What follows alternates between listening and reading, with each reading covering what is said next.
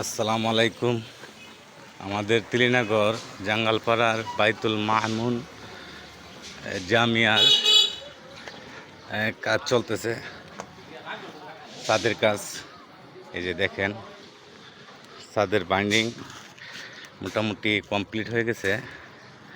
এখন শুধু টপটা বাকি লিছে। এই যে দেখেন, সব কমপ্লিট হয়েছে। আমরা কারেন্টের উড়াই দিচ্ছি, শুধু টপটি বাকি লিছে। আলহামদুলিল্লাহ, আপনারা সবাই দোয়া করবেন যেন আমরা আমাদের মসজিদের কাজ সম্পূর্ণভাবে সুন্দরভাবে কমপ্লিট করতে পারি। আপনাদের দোয়া এবং ভালোবাসা কামনা করি। এই যে দেখেন, সবাই কাজ করতেছে যার যার মতো করে।